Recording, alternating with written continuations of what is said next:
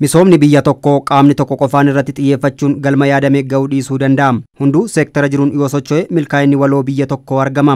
Gadaan gadaa jijjiiramaati. Raayyaan ittisa biyyaa dur nageenya malee hojiilee misooma biyyaa keessaa qollifamaa ture. Barii jijjiiramaan booda garuu hojii birmadummaa biyyaa tiksuun cinatti qoonni isaan misooma biyyaaf qaban mirkanaawaa dhufeera. Magaalaa Shaggar kutaa magaalaa Galaan Guddaatti qamadii kilaasteraan raayyaa ittisa biyyaan qotame sassaabamuu eegaleera. Naannoo eegumsaaf buufatanitti hojii misooma qonnaa irratti hirmaachuu isaanii miseensonni raayyaa ittisa biyyaa Leetinaal Koloneel Geetuu Birraatuu fi Leetinaal Koloneel Guutaa Hirphaasaan dubbatu. Nyaataan of danda'uudha kan jedhuuni kallattii kanaan kaane lafa hektaara 75 irra kan ta'u qamadii beecaafne. Kana hojjennu hojii keenya isa nageenya eeguu atuu isas hin dhiisin bukkeedhaani kana hojjenne. Kazii በፊት ጠፍ ነበረ. Kana dura lafti kuni qotamaa hin turre. Erga asitti ramadamnee dhufnee booda waggaa darbe haala qilleensa naannoo kanaa ilaaluun akka ka'umsaatti lafa muraasa wayirratti qonnee turre.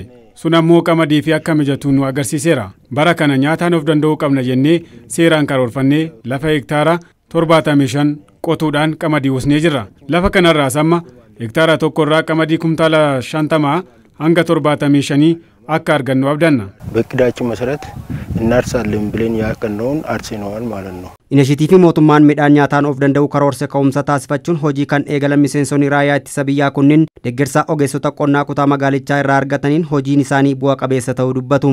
Bulchiinsi magaalaas bulchiinsi aanaas akka waliigalaatti sanyii filatamaas haa ta'u xaa'oos haa ta'u waan hundumaadhaan nu bira dhaabbachuudhaan ogeessa erguudhaan sanyii lafa kanaaf sanyii akkamitti ta'a kan jedhu xaa'oo akkamitti ta'a kan jedhu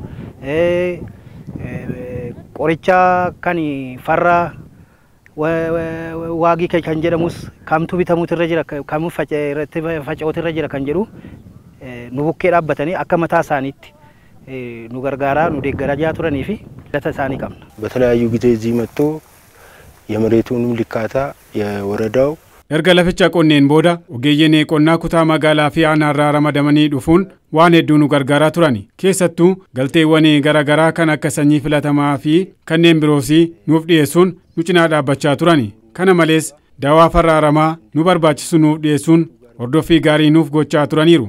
Isaanis qonna keenyaan akka milkoofnu nu taasisaniiru. ክትትል እያደረጉ ከኛ ጋር ድጋፍ ሲያደርጉ ነበር ማለት ነው. Humnaa fi beekumsa qabaniin fedhiin isaan misoomaaf qaban guddina biyya tokkoof galteedha kan jedhan itti gaafatamaan waajjira qonnaa kutaa magaalaa Galaan Guddaa obbo Baayisaa Hirkoo deeggarsa gama hundaan taasisaa fi akka turanis dubbatu.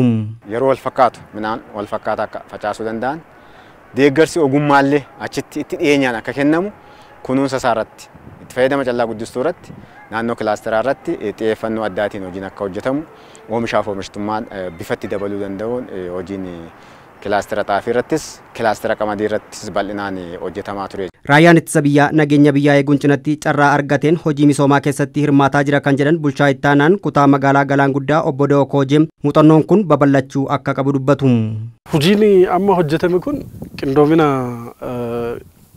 qaamolee mootummaatii fi hawaasaatiin kana jechuun caasaan qonnaa jira, caasaan bulchiinsaa jira. Achi bira darbee ammoo seektarri qonnaa shaggarraa kaasee aga kutaa magaalaa aanaatti jira.